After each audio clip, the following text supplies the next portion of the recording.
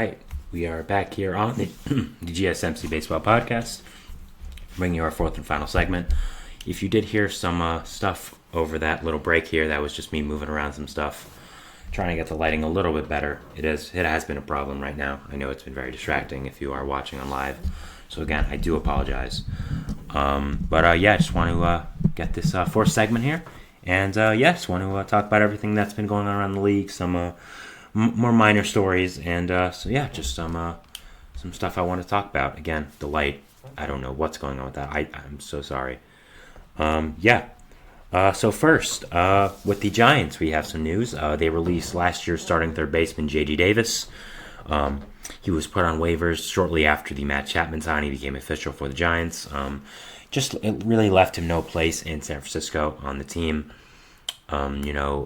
Chapman is kind of the opposite of what Davis is. Davis is more of a hit-first guy, while Chapman is more of a defense-first guy. So, it wasn't. He didn't really fit anymore with Chapman taking over his spot. His salary was also a lot after winning his arbitration case against the Giants.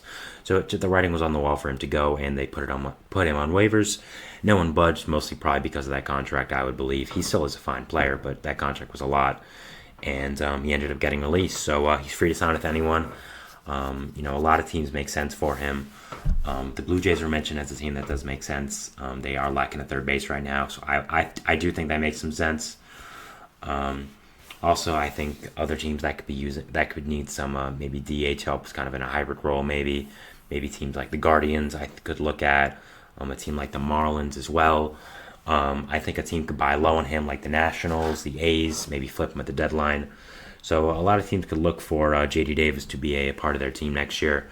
I would say he gets help. He does find a job quickly. He's not a bad player. It was just of circumstances that he did end up getting released. So, unfortunate for him, and hoping he lands back on his feet and lands in a good spot for himself. Edward Cabrera was taken out of a Marlins game early because of some injury problem, and is getting an MRI. Obviously not great news for the Marlins, who have already had a lot of injury risk with their injury news with their pitchers. You've had Sandy Alcantara going under the knife. You've had some other guys as well who have been out. Mainly it's been Sandy Alcantara, though, and you really can't afford to lose more pitching depth. Again, you have a lot of it, but at some point, when are you going to run out? So Edward Cabrera being out would not be good. I think they were banking on him to be a big part of their season this year. So definitely not good, and not something they're looking forward to. But hopefully he comes back fine, and he'll be a big part of their rotation this year. I definitely believe he can be and will. So definitely hoping this MRI comes back clean, and everything is sorted out. Gregory Santos of the Mariners bullpen will not be ready for opening day. We've known this probably for a little while now, but it's become official. Since being acquired from the White Sox in a trade, he has not had a very great start to his tenure in Seattle. He's had a lot of injury problems staying on the field with Seattle in this short amount of time. So definitely not a surprise that he won't be ready for opening day, but it does still suck if you are a Mariners fan. This guy has electric stuff. I think was going to be a big part of your bullpen, and the fact that he is not healthy so far is a big blow to you guys, I'd say. You did sign Ryan Stanek for this very reason a few days ago to kind of fill in as more bullpen depth with him being out, and Matt Brash, another bullpen arm for you guys, having some injury risk as well.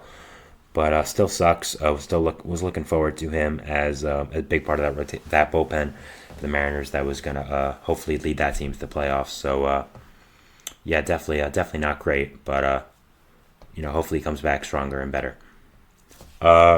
Padres, they are still interested in more outfielders. Adam Duvall, Michael A. Taylor, and Tommy Pham, who are the main guys still in the market out there for outfielders.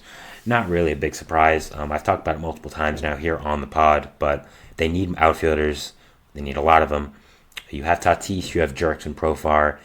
I think Jackson Merrill will start the season in center field, but he's still a rookie, and it's not his natural position, so you need some insurance for that. And also, I don't know if you want Jurickson Profar starting in the year 2024. He's not that good anymore. I'm sorry.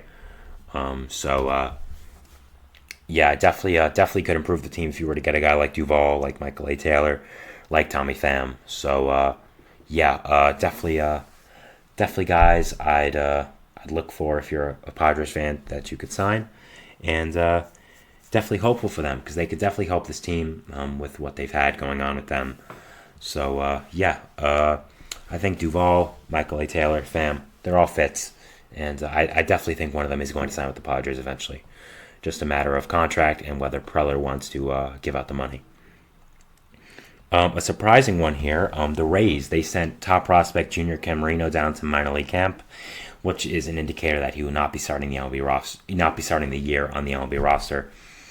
This is a big surprise to me. I love Junior Camarino. I think he's an amazing player, one of the top prospects in the league for a reason, an amazing hit tool, a guy I think is going to be a big part of that Rays future. And he played down the stretch with the Rays. Played in a few games there, and I did think he was going to be a starter for this year. And not making the MLB roster is kind of a surprise to me, especially this early. I kind of thought he would be a roster cut closer to the opening day deadline, but apparently not. And the Rays have seen enough, so kind of surprising to me. But still have a bright future for him. Still very high in him, and I think he will be up pretty soon this year. Ahmed Rosario has been performing well in camp, and he is a middle infielder, of course. So I guess that could have something to do with Tampa and why they sent Camarino down. But we'll definitely check into that and see what's going on with that. A similar story here as well. The Braves optioned one of their top pitchers. Prospect AJ Schuster, I should say, not Schuster. He was a big part of the rotation last year, a big part of their pitching as well. A guy who came up, pitched some quality innings for them, has a bright future.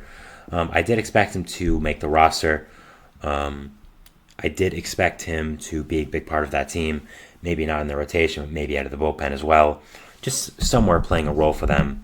And the fact that he did not make the MLB roster is kind of surprising to me. I think with the Braves, their lack of pitching right now, their lack of reliable pitching, it is surprising, and definitely not a shocker, but definitely something that is worth noting to me. So I guess they feel confident in their pitchers, specifically their starters, because I think that is where AJSS would have fit in really well with them. And I'm looking forward to him though being a big part of that Braves rotation upcoming and being a big part of their depth. So definitely I'm watching this season and watching what he can do. Lucas Giolito is officially out for the year. Pete Abraham, one of the more reliable Red Sox guys, did tweet it that he did officially have surgery, and or he is going to have surgery relatively soon and will be out for the year. We're not sure yet still if it's Tommy John or something else, but he is out for the year. An awful blow to the Red Sox, just really, really horrible. We had a whole segment on that, so if you want to check that out, please go ahead. But signing a guy like Giolito, who you want to be your top of the rotation guy, a guy you see a lot of untapped potential in, you think can go back to his old ways in Chicago of being really, really good, being one of a premier pitcher in baseball, and he gets injured right away. It really does suck. It really is just a really bad break for the Red Sox. And definitely not great if you're a Red Sox fan. So, not fun. Just a horrible blow for them. And I can't say enough things about how bad it is for the Red Sox and how unfortunate it really is, because I was looking for big things with him. He said he signed with the Red Sox specifically because they knew what they were doing with him. They had a plan for him as well. So definitely a big negative for them, and it really is unfortunate that this season had to start and end like this. Jackson Kowar, who was acquired from the Braves to the Mariners in the Jared Kelenic trade, is going under the knife, and will have Tommy John be out for the year, of course. He, along with the other pitcher acquired in that trade, both of them had Tommy John, and so basically the Braves got Jared Kelenic for free, which is great. That's just so exciting as a Mets fan. Definitely want to see that have them get a player with a lot of potential for basically nothing. It is kind of perplexing how both these guys passed their physical. if they both did DH Tommy John a few short months after. But, good for the Braves for getting Kelenic at a reduced price. Unfortunate for the Mariners that they gave up on a top prospect just from a few years ago for this, for not a great package. So, hopefully he can get better, and hopefully Jackson Kowar plays a big part of the Mariners pitching depth going forward in the future when he does get healthy. Johnny DeLuca, one of the big parts of the Tyler Glasnow trade to the Dodgers, has a right hand fracture and will miss opening day for the Rays.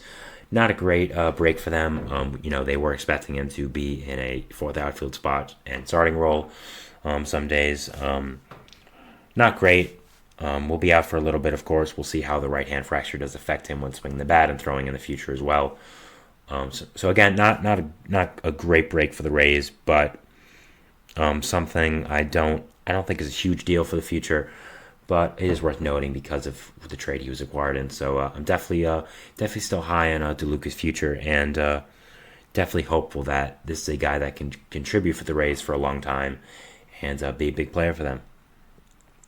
More Mariners news, as we talked about them before. They signed Michael Givens to a minor league contract. Good depth by them. Again, you talk about their pitchers, Gregory Santos, Jackson Kowar, guys who were going to be a part of their bullpen depth this year. Their pitching depth overall, both going under the knife and getting injured. So signing Givens, a veteran reliever who has a lot of experience in the league, experience pitching in big games, and being a nice reliever for teams like the Mets and the Orioles and the Rockies as well. So good job for them for signing a veteran guy like that to give them some more depth when inevitably more injuries do come. So definitely good signing by the Mariners here to get more depth overall, and good job for them for fixing their depth woes. And finally, Taj Bradley, who's going to play a big part of the Rays pitching staff this year with the injuries and the Tyler Glasnow trade. He's going for an MRI for his pectoral. He has tightness there, so not good news if you're a Rays fan. Taj Bradley, a former top prospect who has not really put it together all really throughout his major league tenure. But I think the Rays are definitely hopeful that he can soon, and definitely a guy I do think is going to be a big part of the Rays' future for their rotation, and a guy I'm still looking forward to watching how he progresses. So I don't think it's a huge deal pectoral, but still obviously not ideal if you are a Rays fan. So those are my news around the league. Some shorter stories that I still want to talk about and I thought were notable. So that is our show for you today. It was one of my more sloppy ones. I do apologize for that. I said apologize a lot, but it is unprofessional, and sorry about the lighting here. It got better at the end, so it'll definitely be better tomorrow. I promise you that. So again, thank you so much for watching. We'll have more stories for you tomorrow. I will have an update on the Garrett Cole situation and what's going to happen there. So let's see what baseball throws at us tomorrow, and we'll see you then. So thanks, and bye.